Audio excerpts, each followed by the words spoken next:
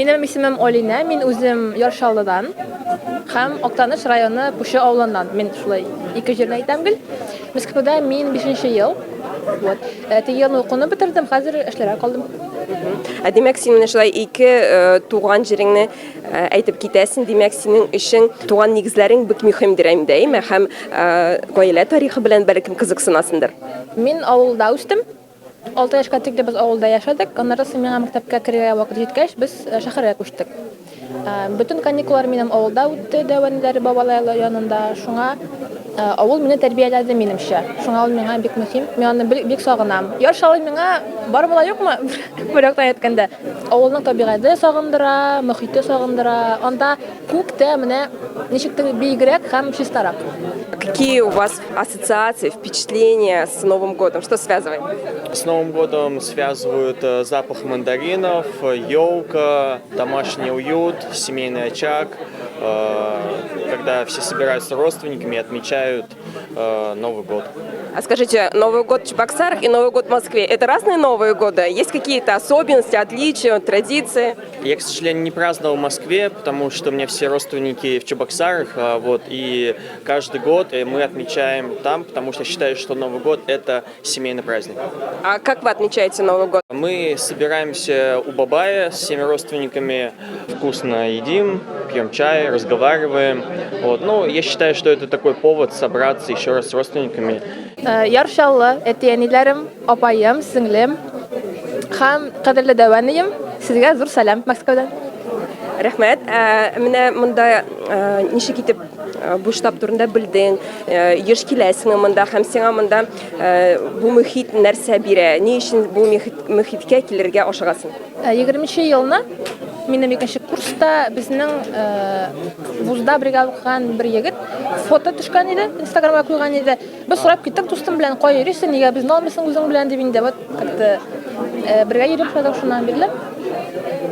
Хәзер бик еш йөрелми, чөнки эш, теге елда диплом булды, һәм менә инде буш вакыт булганда мин сразу киләм монда. Бу мөхит сиңа нәрсә бирә? Ни өчен монда киләсең? Штабта булу ничектер менә өйне сагындыруны бетерә. Тоска по родине дигән русча әйтсәк, шуны бетерә. Баса инде, ничектер хисләреңне. Нәрсә белән ул алай бастыра ала, ул менә туган ягыңны сагыну? Монда татар телене, татарча аралашуымы ул шулай итә, ниндер чаралармы әйтеп кит? Иң беренчедән татарча аралашу, икенчедән инде балачакта җырлаган җырларны җырлыйбыз монда. Баян тавышын ишетү, музыканы ишетү, ул бик хисләндерә. Как часто вы приходите в штаб татар, и что для вас это значит место, что оно вам дает, почему вам тут нравится? Я стараюсь посещать раз в месяц, как минимум, штаб татар. Это новые знакомства, общение с татарами, поддержание своего национального языка, и плюс приятная атмосфера здесь. А здесь удается поговорить на родном языке? Да, конечно. Я из Москвы. Вас зовут? Меня зовут Гульнара. Я приехала из Татарстана. Также есть корни из Башкирии. Гульнар, как часто приходите в штаб и что для вас значит это место? Про штаб я очень давно слышала. Только хорошие, столько отзывов, столько откликов. Это у нас, скажем, штаб, это наш уже талисман вообще в Москве, нас, который татар объединяет. Я практически сюда не приходила, все хотела прийти. Вот я пришла, мне очень понравилось, и я, как говорится, собираюсь приходить сюда. То есть вы еще только-только, да, вступаете? Я только-только, вступаю в ваши ряды. Ага. Что здесь увидели, что впечатлило, вдохновило, что порадовало? Да, меня вдохновило то, что на самом деле у нас в Москве много татар, вдохновило то, что очень много молодежи, что молодежь стремится общаться, молодежь стремится объединяться, молодежь за культуру. Вот я разговаривала, уже со многими, почти со всеми с молодежью, очень открытые ребята, очень такие позитивные ребята, целенаправленные ребята, что очень радует. Тянет нас татарские корни, мы здесь все, как говорится, одной нации. Конечно, это все одной культуры, это нас культура сюда объединяет, тянет. Безнең ике максат бар. Беренчедән без инде татарның телен саклап, шул бер груп гадәтләрне чакрап, шуңар без бергә булырга тиеш. Икенчедән инде менә һәрбер кеше менә алар карьерный рост, финансовый рост менә, личностный рост инде алар үсергә тиеш. Бүтән жактан да.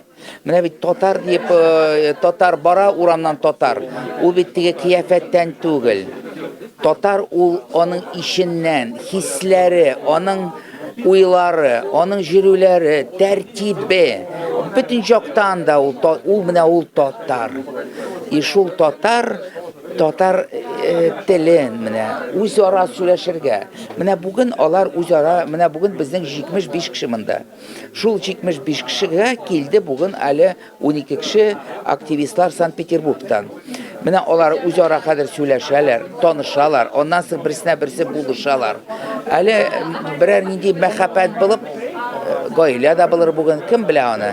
Шулай иттереп безнең күп шундый да нәрсәләр була. Менә бик яхшы бүген жаңа ел инде әзрәк торгач булачак да. Шуның турында сөйләшек, барсына да бәхет теләйек, и без барсында бүген сорадык әбиләргә, бабайларга, әти-әнисенә шалтыратып хәлләр белсеннәр. Кәефләре ничек дип белсеннәр. Шуңар менә шундый изге теләкләр бүген без теләдек безнең яшьләргә.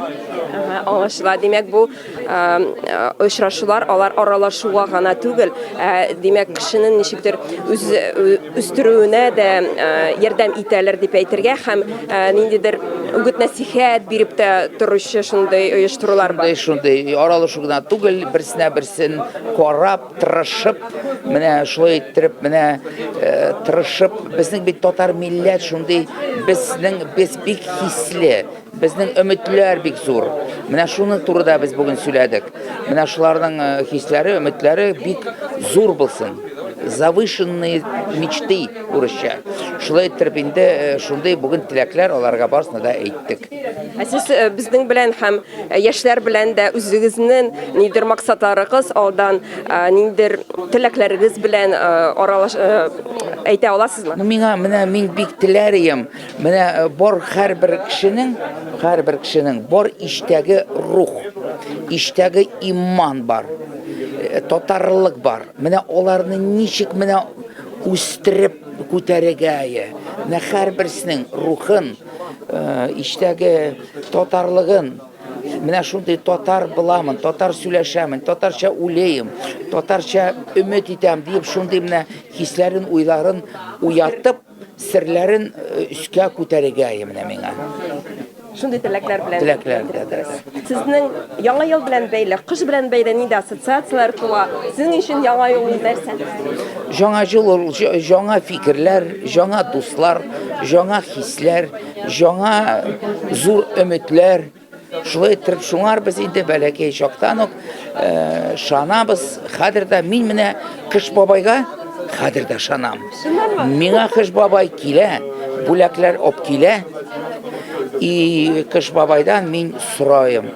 Менә бу яшьләрнең иманын, рухларын күтәр дип Кыш бабай, зур кешеләргә, бабайларга, әбиләргә сәламәтлек бир. И бу сугышларны битер инде Кыш бабай. Җитте, ул уже туйдырды безне. Шулай итеп дөнья тыныч булсын безнең.